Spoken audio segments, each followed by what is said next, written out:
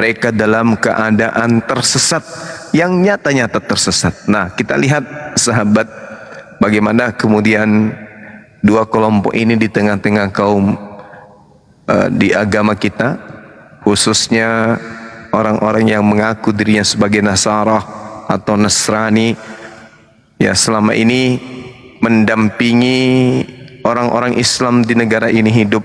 Kita lihat bagaimana perilaku mereka, penghujat, menista pencipta alam semesta dan para utusannya.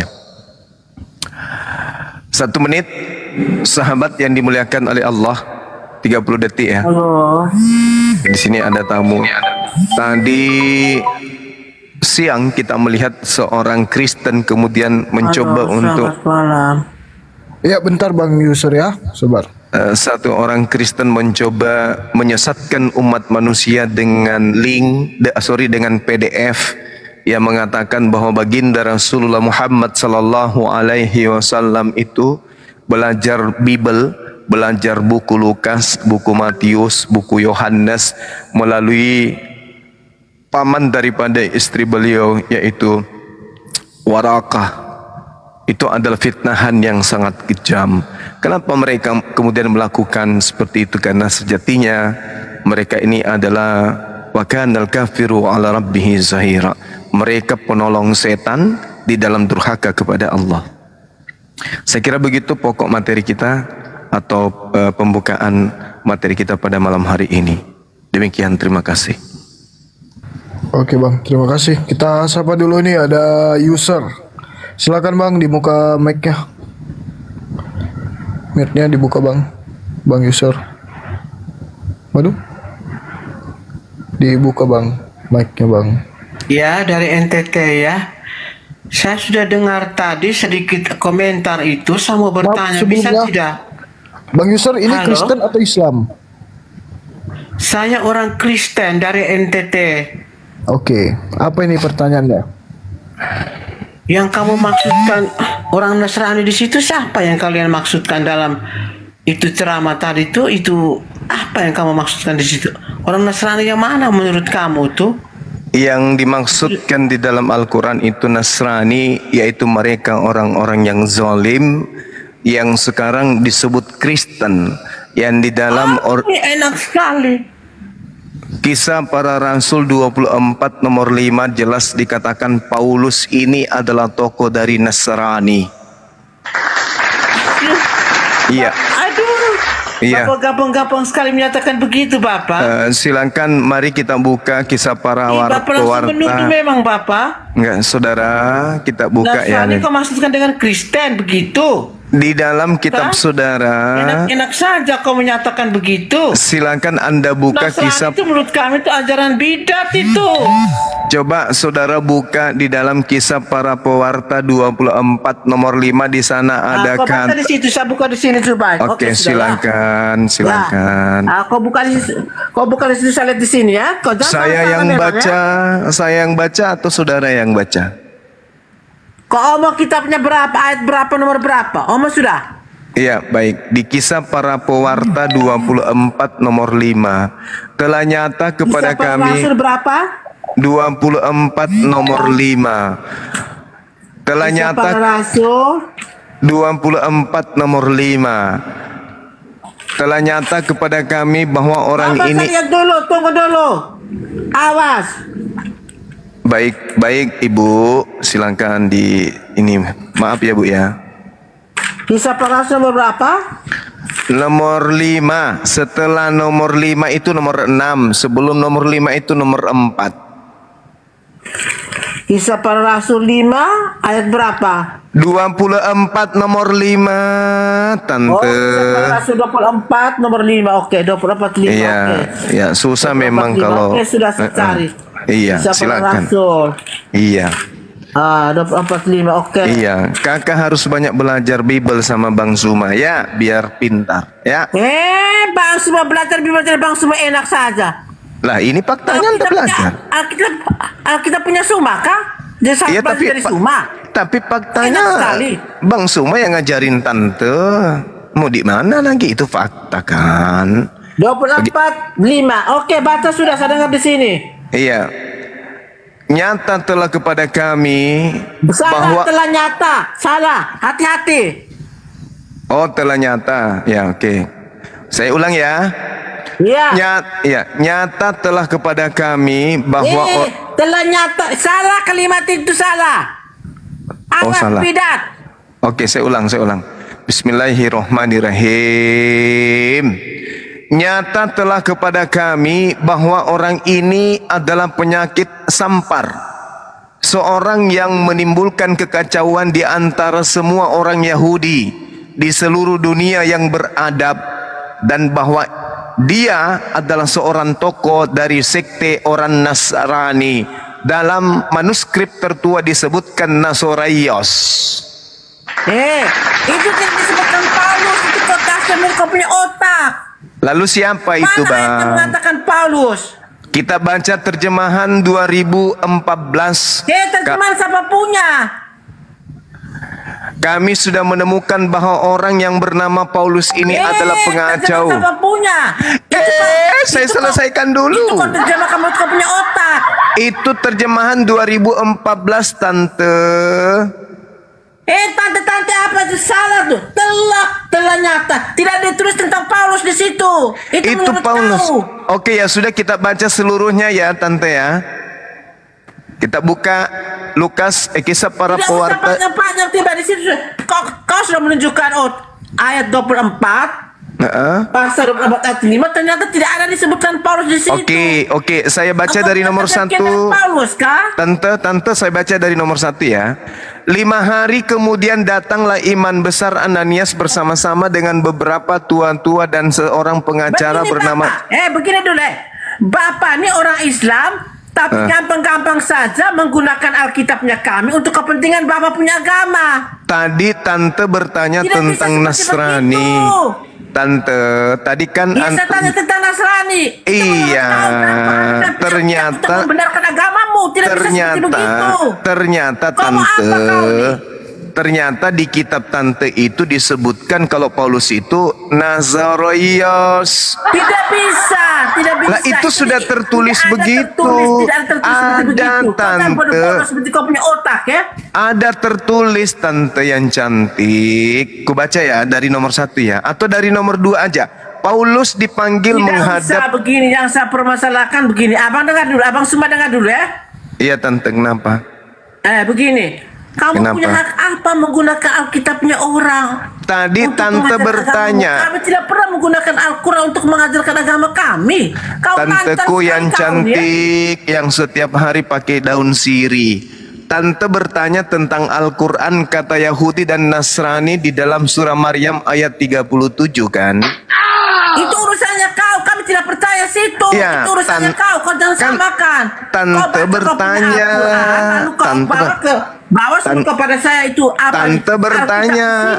Tante bertanya. Gimana kau punya otak seperti apa? Kambing yang bodoh tuh kau tahu tidak?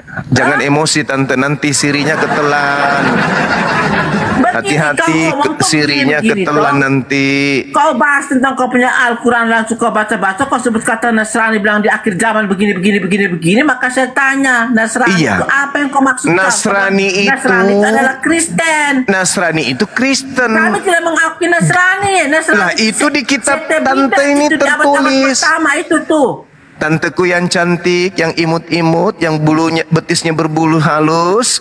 Di sini kisah para rasul 24 disebutkan Paulus itu. Kau ngomong apa bilang sabar betis habis? Betis ikat. Situ kah? Bukan, maksud saya tanteku yang cantik ini kan betisnya berbulu. Gitu aja kok emosi, gimana sih? Kau ada bulu tidak di situ? Diminum dulu tonernya Tante. Ada bulu di paha ada tidak kau? Ada dong, Bang. Ada bulu di selangkang tidak? Ada juga, sama seperti Yesus. Ngomong saya. Ya enggak usah emosi Tante, nanti sirinya yang di mulut itu ketelan. Di situ diterangkan begini ya, tanteku yang cantik dan agak kumis halus. Saya tidak mengakui kau. Telah nyata kepada mengajar kau punya agama menggunakan saya punya Alkitab itu. Kau punya otak di mana? Kau bodoh sekali kau nih ya. Kan Tante tadi bertanya tentang Nasrani. Saya kan punya hak jawab Tante. Saya kan juga manusia sama seperti Yesus, punya hak jawab. Iya kan?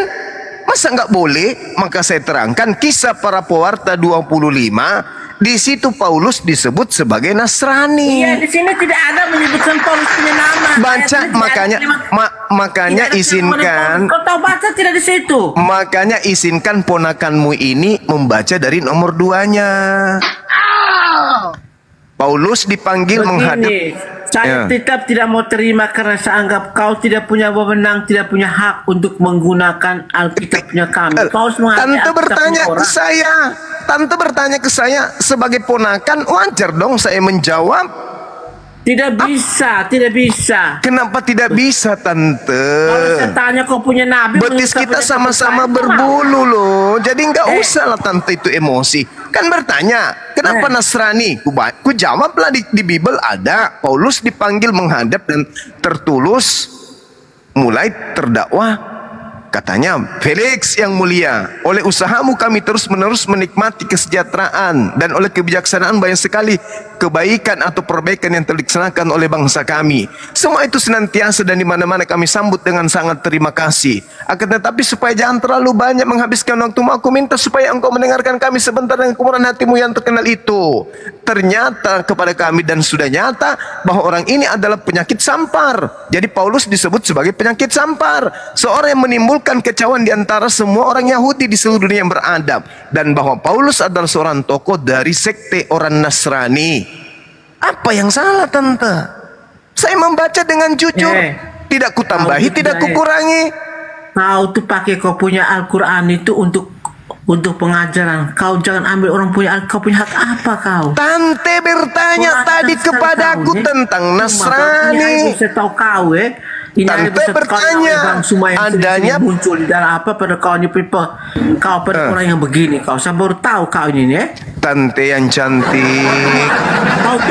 Kau mau Tante jangan marah.